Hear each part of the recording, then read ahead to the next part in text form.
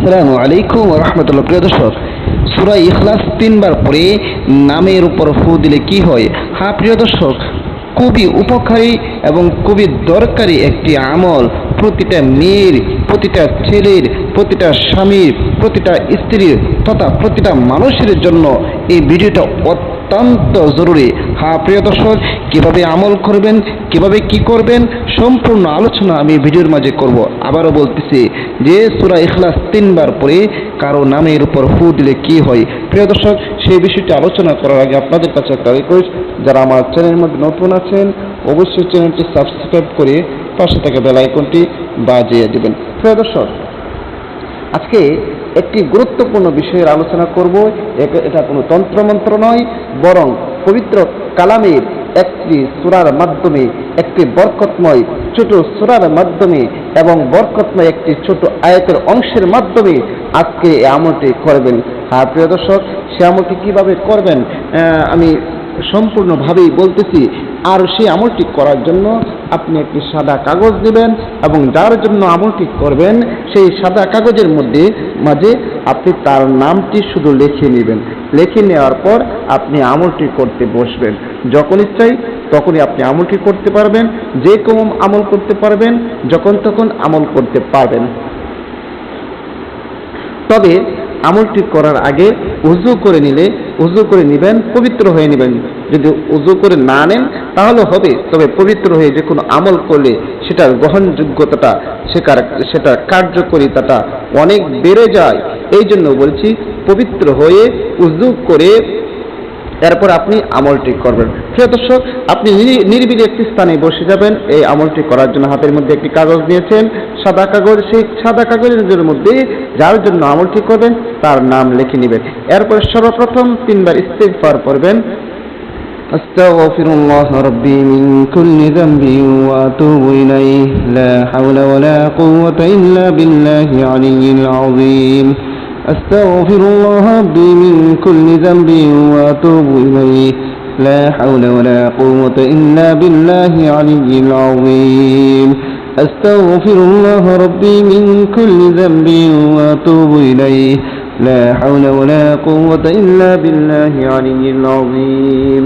এরপর তিনবার ইস্তিগফার করার পর তিনবার দুরূদ শরীফ পড়ে নেবেন। যে কোনো দুরূদ শরীফ পারেন আপনারা পড়ে নেবেন। আমি দুরূদ ইব্রাহিম করতেছি।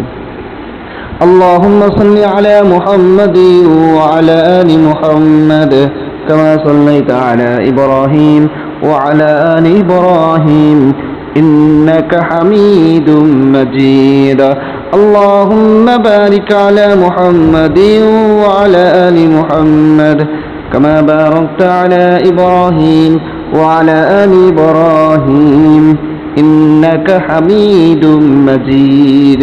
এরকম ভাবে তিনবার ইস্তিগফার এবং তিনবার দুরূদ শরীফ পড়ার পর এরপর আপনি পড়বেন আউযু বিল্লাহি মিনাশ শাইতানির রাজীম বিসমিল্লাহির রহমানির রহিম কুল হুয়াল্লাহু আহাদ আল্লাহুস সামাদ লাম ইয়ালিদ ওয়া লাম ইউলাদ ওয়ালাম ইয়াকুল লাহু কুফুয়ান আহাদ।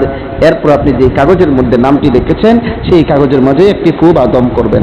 আবারও পড়বেন বিসমিল্লাহির রহমানির রহিম কুল হুয়াল্লাহু আহাদ আল্লাহুস সামাদ লাম ইয়ালিদ ওয়া লাম ইউলাদ ওয়ালাম ইয়াকুল লাহু কুফুয়ান আহাদ। আরেকটি ফু বা দম করে নেবেন সেই কাগজে, নাম লেখা কাগজের মাঝে। بسم الله الرحمن الرحيم قل هو الله أحد الله الصمد لم يلد ولم يولد ولم يكن له كفوا أحد।